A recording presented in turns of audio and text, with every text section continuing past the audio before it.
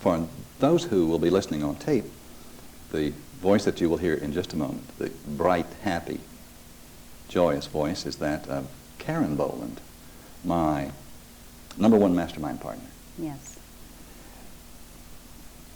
One of the great statements of truth that has inspired me in my life was written by Robert Browning in Paracelsus. And he wrote, "Truth is within ourselves. It takes no rise from outward things, whatever you may believe. There is an inmost center in us all where truth abides in fullness, and to know rather consists in opening out a way whence the imprisoned splendor may escape than in effecting entry for a light supposed to be without." First time I read that statement, my mind was ignited with a new truth, because I had experienced the reality that within me there had always been a dimension of wisdom, power, love, beauty, that had moments here and there flared brightly and then fallen back into the darkness of my human condition. But I, like you, had always known that there was really more to me than my human condition. He that is within me is greater than he, this self of me, this persona, the personality of Jack Boland, who has lived in the world and believed itself to be in charge of its own destiny. Truth is within ourselves. It takes no rise from outer things. But the problem, or the solution, if you will, is how to open out a way whence this imprisoned splendor may escape. And that's what this series of lessons is all about. The mastermind principle is a system of ideas or laws that can be used by any person, any inhabitant of this earth, to open out for themselves this vast, relatively unexperienced dimension of the heavens. It is the kingdom of the heavens within us, the kingdom of God, that is not to be found low here and low there, but to be found within ourselves when we begin to believe it to be there and look for it there. Karen, would you read the passage from Emily Cady's book, Lessons in Truth, that you brought to my attention today? We speak of this imprisoned splendor in so many different terms. It is tapping. It's always tapping on the inside. Intuitively, we know that there is something far more to ourselves than what we have yet experienced. And it is that tapping, that pushing, that nudging that brings us here tonight, that causes us to pick up another book and read it and attend one more class. And Emily Cady's book, Lessons in Truth, is one that helps explain this imprisoned splendor so well. One of my favorite passages: "The hunger that we feel is but the prompting of the divine within us, which longs with an infinite longing to fill us." And it is there. It longs to express itself in our lives, to become personal to us. It wants us to know it personally. And I love that. It is but one side of the law of demand and supply. The other side, which is unchangeably, unfailing, the promise. Whatever you ask in prayer, believe that you receive it, and you will. The supply is always equal to the demand, but there first must be a demand before the supply is of use. We have to ask. God, Spirit, the mastermind, infinite intelligence will not impose itself upon us. All that we need is available to us, but we must ask. And then the demand is always met. The supply is unlimited. And in that there is so much hope, so much expectancy, so much joy.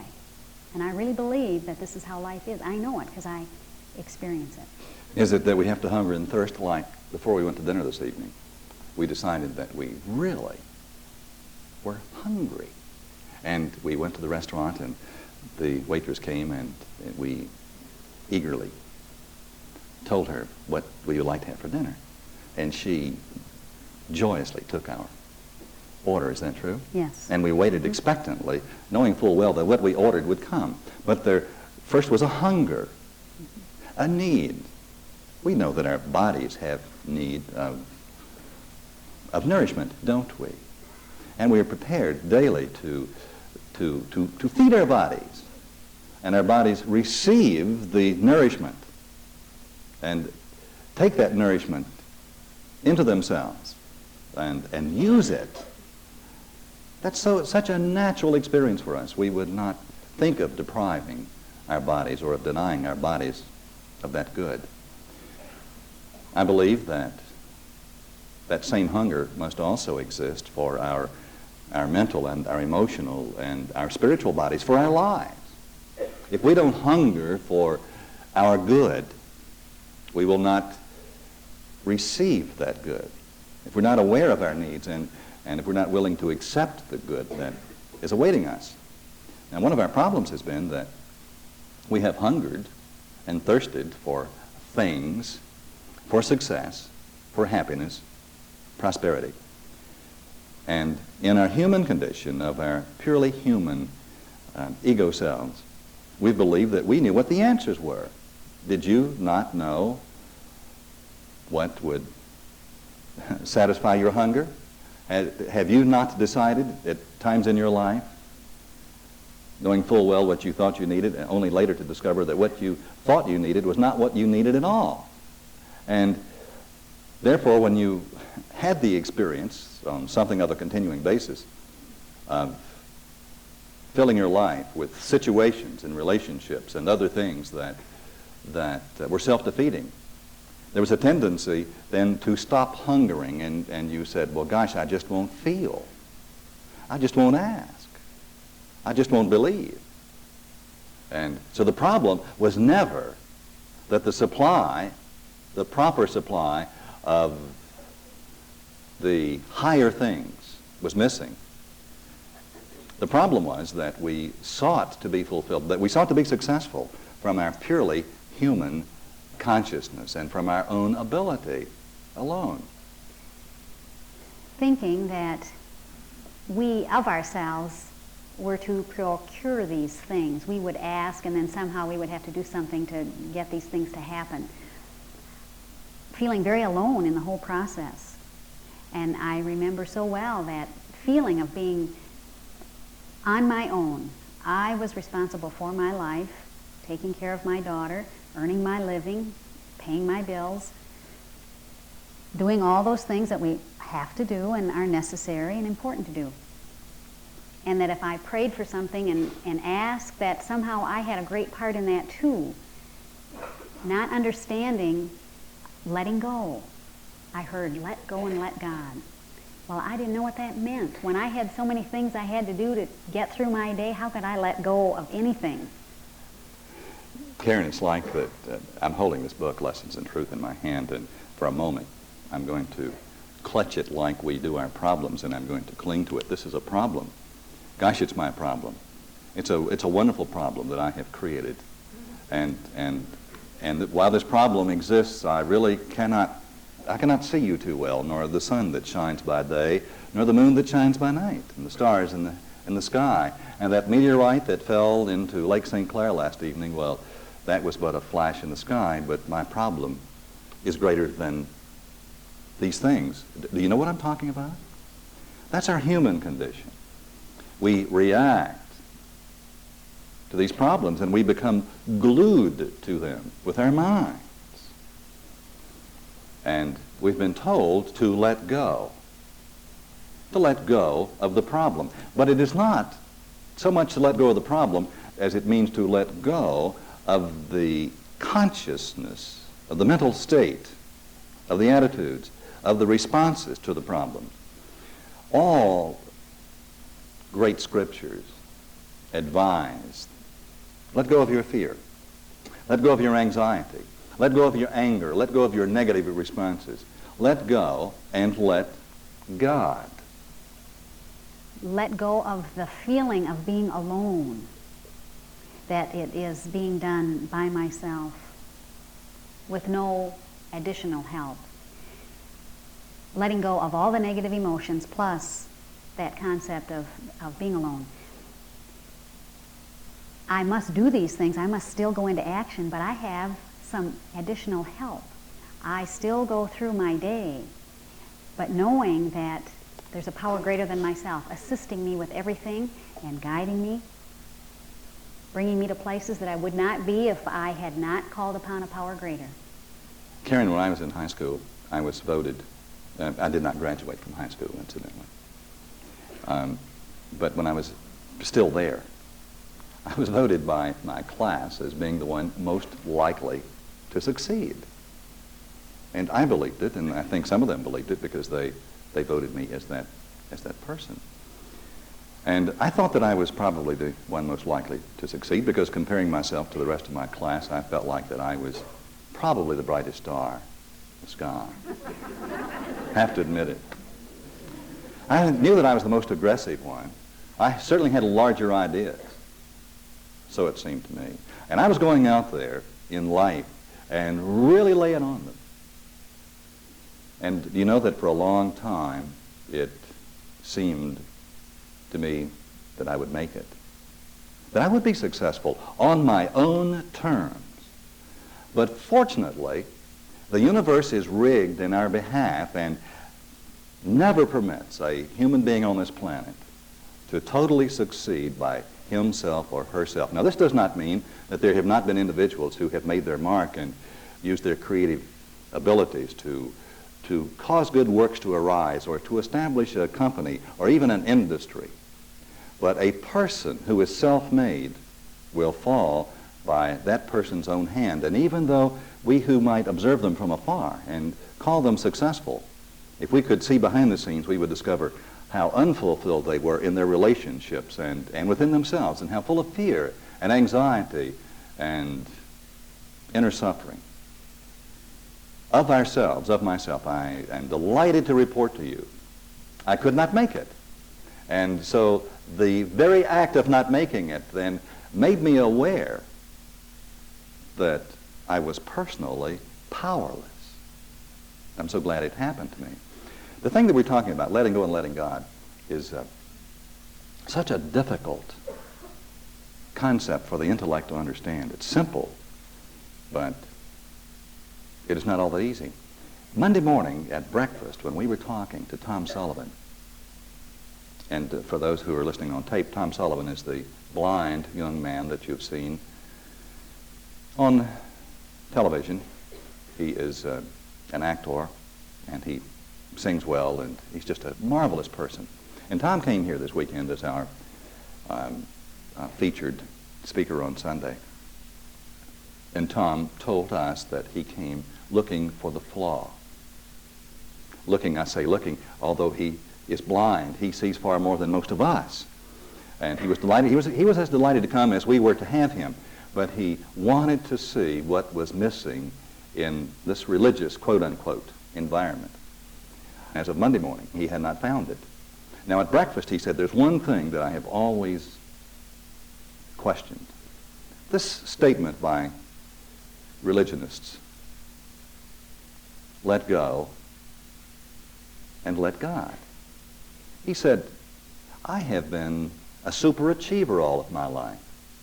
Even though blind, there is nothing that I have not tried.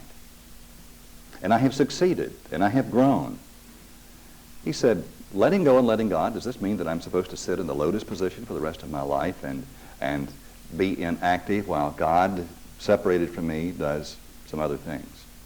And even as he spoke, the perfect example for Tom came into my mind, and we discussed it with him. What is his daughter's name? Blythe. Blythe. When Blythe was how old? 5. She fell into the swimming pool. and she was drowning. She could not swim. And you know the story. Tom was frantic. He knew that she had fallen in, that she could not swim, and that he could not save her. He did not know where she was in the pool. And he was frantic. He panicked. He simply panicked. And he was powerless in his panic. That was his human reaction to things that come. And suddenly, in his powerlessness, now, you must know that Tom had never considered himself to be powerless. It took an unusual situation, the impending death of his daughter right here in front of his sightless eyes, to shock him into the admission, the awareness that he of himself could not save her. And he said, "Oh, God, help me." And in that moment, he let go of his panic. He let go of his fear. He let go of his human reaction. And the moment that his fear fell away, a remarkable thing happened. He could hear. He could hear things that you and I could not hear. He could hear the bubbles from her breath breaking the surface of the water. And there came into his mind a perfect picture of where she was. He knew exactly where to dive, and he dove in, and she was saved. He let go of Tom's reaction, and God, or the mastermind, the superintelligence that was in him, revealed to him precisely what he needed to know, showed him exactly what to do. He had the strength, the energy to do it. He accomplished it the moment that he admitted that he was powerless. There's a great paradox. In failure, we find success. In powerlessness, we find power. Yes. And Tom understood that. And he said, for the first time in my life, I understand what it means to let go and let God. I have experienced it, but did not know what I was experiencing. Depending on your orientation, perhaps you would want to use a different term than God. Instead of saying let go and let God, try some new terms so that they will hit in a new place inside yourself with a new understanding. Let go and let the creative intelligence. Let go and let the mastermind. Let go and let a power greater than myself. Play with the different terms that are all synonymous and find the one that hits your feelings and clarifies something for you. This process of letting go is really an unnatural thing, because in our three-dimensional life, we are not trained or taught to let go. We are trained to do and do and do and do and do. Moving from not letting go, three-dimensional living, to letting go and fourth-dimensional living with a power greater is this process that we are all involved in at this time. This afternoon, there was a woman that I've known for, 5 or 6 years.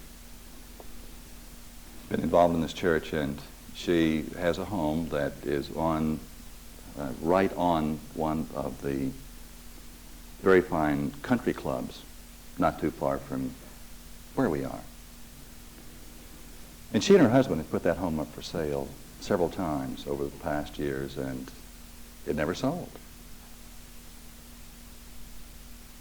She was telling me this afternoon that recently she decided that the time had come for her to really let it go, and she realized that at the other times that she put it up for sale, that she never turned it loose. She put it up for sale, but it was her home.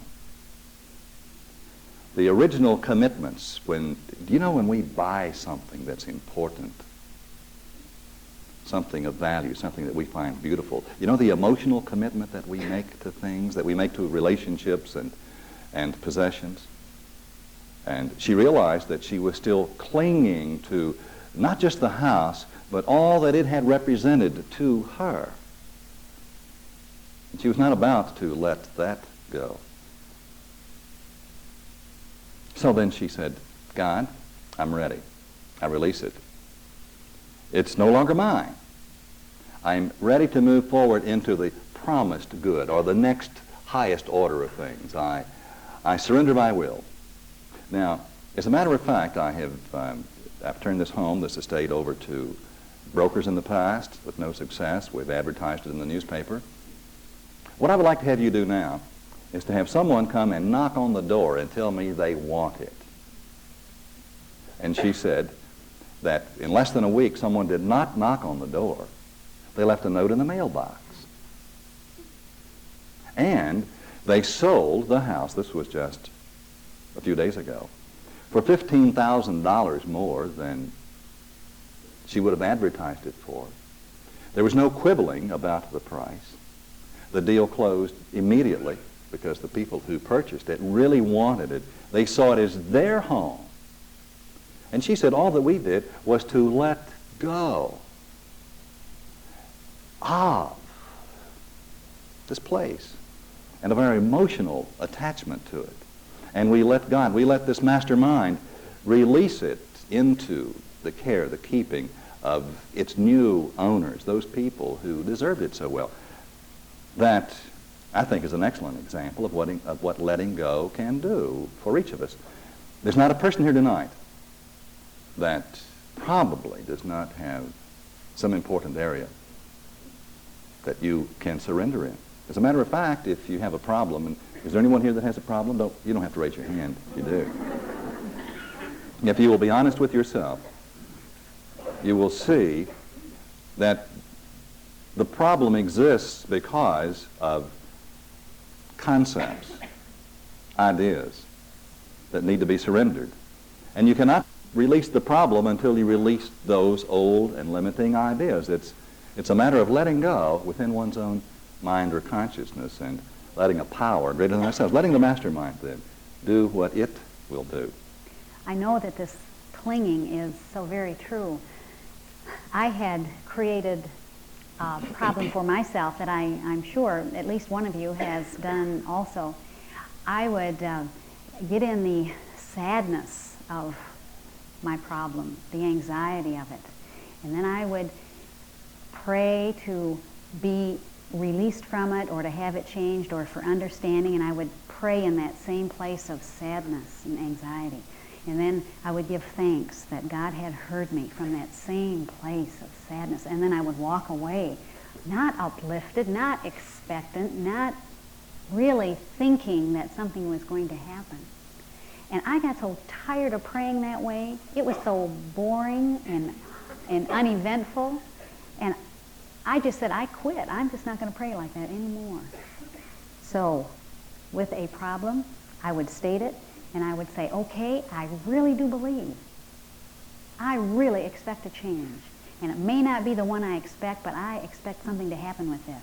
And I could feel something stir up, and I could feel a release. Then I would give thanks from this new place inside myself. And every time, without fail, those prayers were answered. Every time. I didn't know that I was keeping myself in bondage through my own erroneous thought and feeling. And I think this is why it's so important that we have each other to help each other.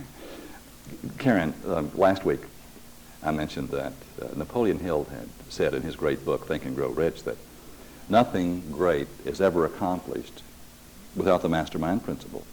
And that to practice the mastermind principle correctly, that two or more persons working together in a spirit of harmony, perfect harmony, this is necessary. I'd like to read from A Course in Miracles, lesson 185, and the caption is, I want the peace of God. I want the peace of God. Do you want the peace of God? I do. Do you want the peace of God? No one can mean these words and not be healed. Many have said these words, and the world would be completely changed should any two agree these words express the only thing they want. Two minds with one intent become so strong that what they will becomes the will of God. For minds can only join in truth. Do you see why a mastermind group or having mastermind partners is so very important? We have been educated to believe that we can do it ourselves. We're the ones most likely to succeed, we think, whether we were voted so or not. And even if we don't believe that we can succeed, we certainly have the obligation of succeeding, of being successful in life, and of being happy.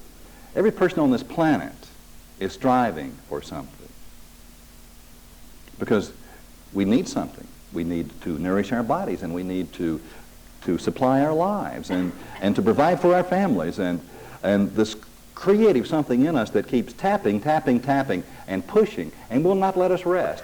You can succeed for a little while, but you can't settle down into it, because you can rest for a day or a week, but in a short time, you're off and running again. There's something in you that's pushing you, isn't it? It has always been that way. And thank God it is that way. Now, even those who have been in the spiritual life, involved with success systems in whatever form, have believed that they could and should do it by themselves. I'll go to class, I'll get the tapes, I'll read the books. I will continue through prayer and meditation to improve my conscious contact with God. I will do that. And I'll see you Sunday or next Wednesday at the class, and we'll go out and have a cup of coffee together afterwards, right? Well, it's better than the old way, but it still doesn't quite work. Nothing great is ever achieved and permanently maintained without practicing the mastermind principle. And that not only means to understand the laws of life and of success and of peace, of power, but it also means to form a group of one other person, two or more people gathered together regularly in a spirit of harmony, putting on this higher consciousness. And let me repeat again, two minds with one intent become so strong that what they will becomes the will of God. For minds can only join in truth. Together, we can believe things and maintain a level of confident expectancy that would be impossible for me alone or for you alone. Do you agree? And you also know that if you try to maintain your high level of excitement or of expectancy in your normal life, and by normal I mean as you go off to work, driving to and fro, spending hours, doing whatever it is that you do, you will discover that the world out there, normal people, I'm not putting down normal people, but I'm saying normalcy will kill you. It will rob you of your joy and of your excitement. It's impossible to maintain the high level of consciousness without selecting one or more persons that you join with regularly in this consciousness of truth, in the awareness of God, and with whom you have the total freedom to say the things that you need to say, to be honest, to present yourself openly and honestly, to admit that you need help.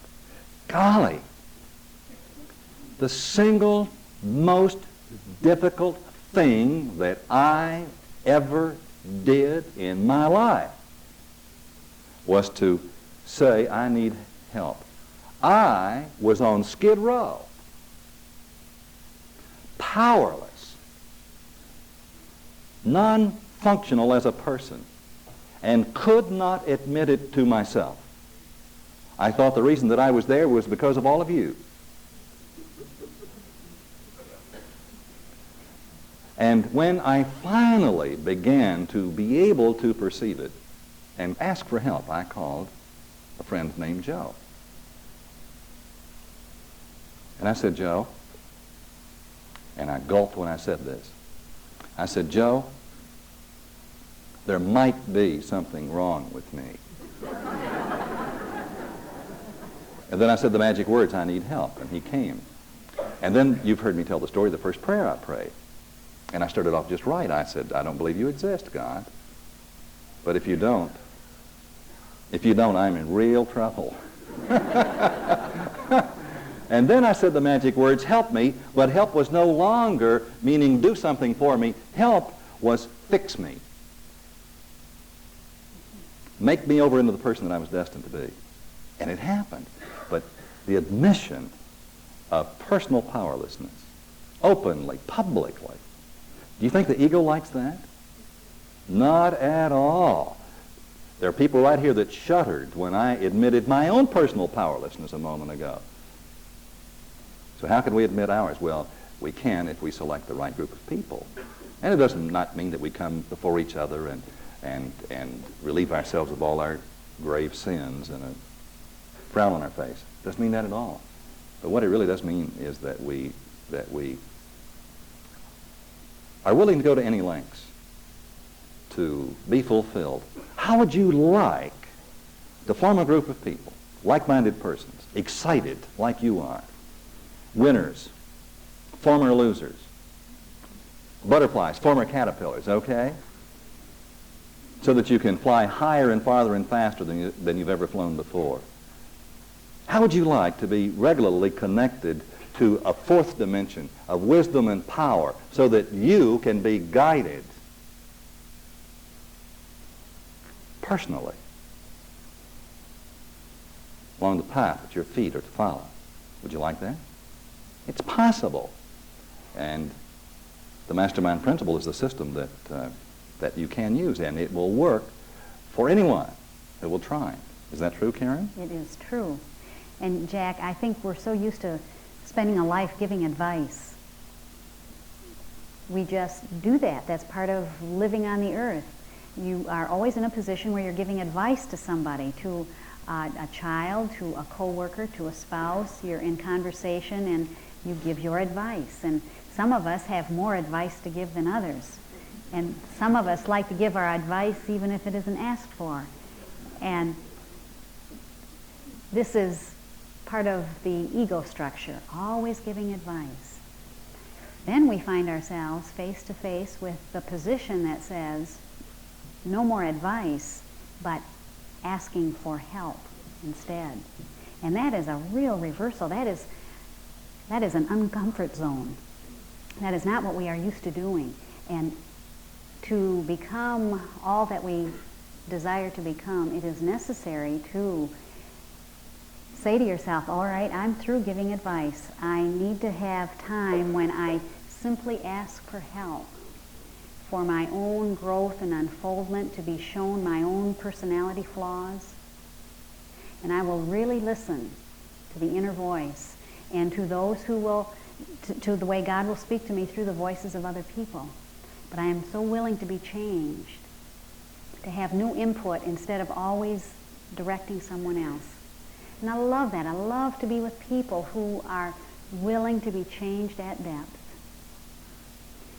The most exciting thing in my life is to watch the changes that take place, people in the world around me. And this is what Tom Sullivan saw in this group of remarkable people when he was here Sunday. He could not see you with his eye, but he could feel you. The dynamic of individuals here and of the total group, the movement, the activity of a power greater than ourselves working in us, and the excitement of people. There is nothing as exciting as change once we stop resisting it. Yes. There's nothing as thrilling as growth once we begin to seek it. There is nothing as peaceful as peace when we're willing to give up our suffering. Again, from A Course in Miracles and from that same lesson, 185. No one who truly seeks the peace of God can fail to find it. Isn't that an incredible statement? For God merely asks that he deceive himself no longer by denying himself what is God's will. The peace of God is yours. In order to have the peace of God, then it's important that we become willing to give up the things that have caused us to suffer, to give up the concepts that have caused us to suffer, and the specific kinds of relationships, the way that we have related ourselves to the world around us. To let go of our belief system as our belief system has existed, and to be willing to have our belief system altered, changed, and arranged, understanding new things, believing new things, and experiencing the dramatic reshaping of our world. First within and then without is the universal order of things. And always in the past we have wanted to shape our world first. We have said, gosh, God, if you will produce the equivalent of what I want, then I will be happy, right? I'm a very lonely person, God. You know how lonely I am. I sit here night after night playing sad music, being very lonely, looking back at the past, remembering him or her. Now, if by chance you should bring Mr. Right or Miss Gorgeous into my life, then I'll stop feeling lonely. That's the natural order of things, the normal order of things, right? But it doesn't work, does it? It has never worked. No. Letting go of loneliness. Can you imagine a lonely person surrendering their loneliness? They say, well, we'll fill my arms with someone and then I will no longer be lonely. No. Stop being lonely and you will just be amazed at what will happen to your arms. Let go of the old state and watch the dynamic that begins to take place. I want to ask you a question. If you were a single person, and some of you are, how would you like to meet a very lonely, miserable person and ask them out? Well, what if they're real attractive, though? A very attractive, gorgeous, lonely, miserable person. Any takers? None. There is no market for loneliness. There's no response. There is no eager call for loneliness. No matter what it looks like. Well, that's right, on the surface. And there are a number of things that one must release. My fear, my anxiety. Okay, I really don't earn enough money. Well, I work hard enough to earn enough money, but it's that company that I work for. If I had a better job and earned more money, pay my bills, why, I could buy a boat. My ship would come in, 18 feet long with outboard motor. Right? But right now I just feel like, well, in these times, you know, one must feel the way I feel. And I have a sense of poverty. Now, God, if you will see that I get a raise, or see that when Aunt Martha is no longer with us,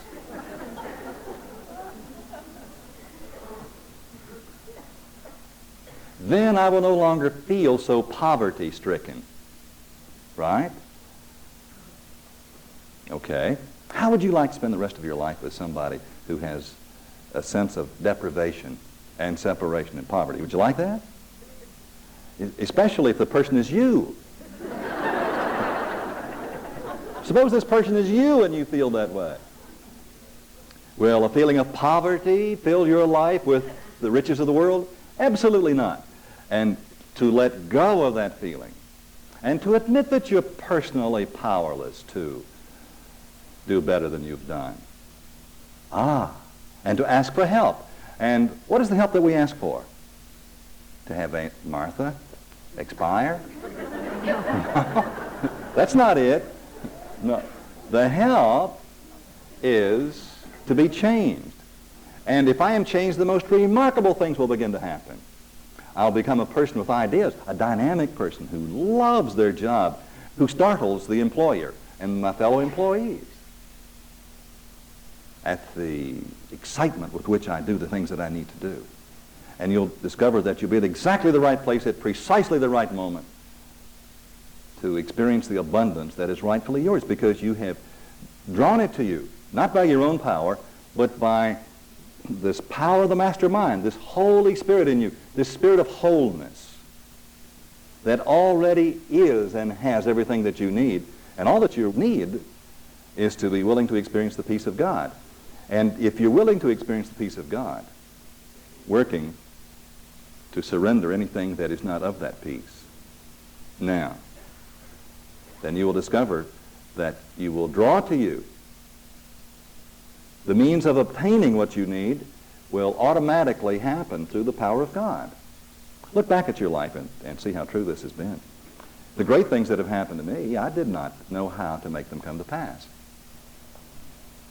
But in these last 29 years of my life, since I've been masterminding, I have been able to enter into this conscious contact with my mastermind partners like you, Karen. And together we have been lifted up into this fourth dimension, this kingdom of the heavens within us, the kingdom of God, the kingdom of the presence of God, the kingdom of the feeling of the experience of God. And the most incredible things happen. Have we been successful mastermind partners?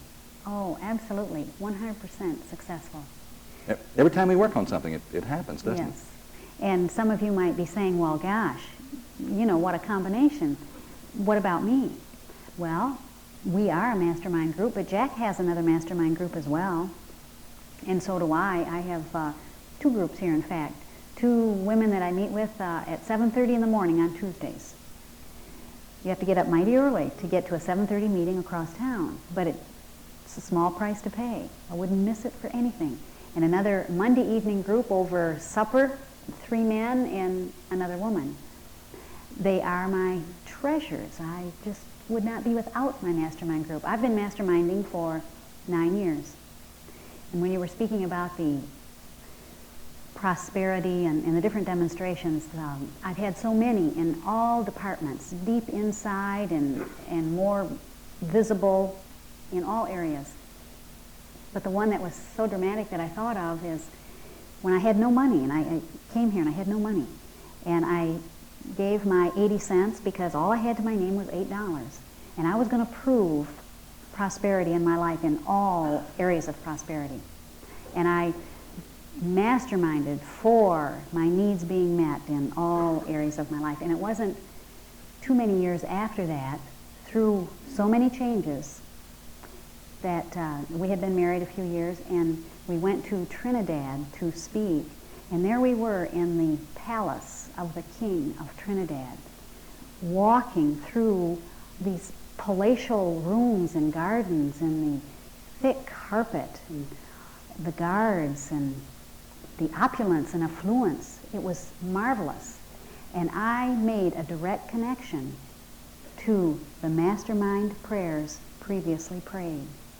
If you are willing to pray and ask and believe and wait it out and keep it up, it will happen. Guaranteed, it will happen.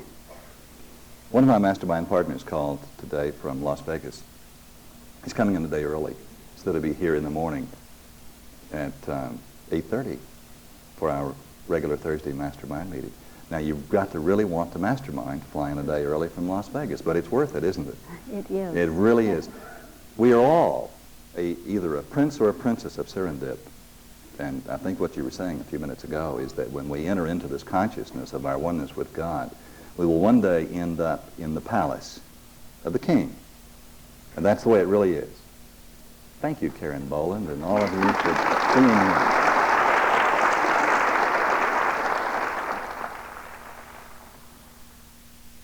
This concludes the lesson on Side A. Now, please fast forward to the end and turn the cassette over for the continuation of Masterminding, the way to success and happiness.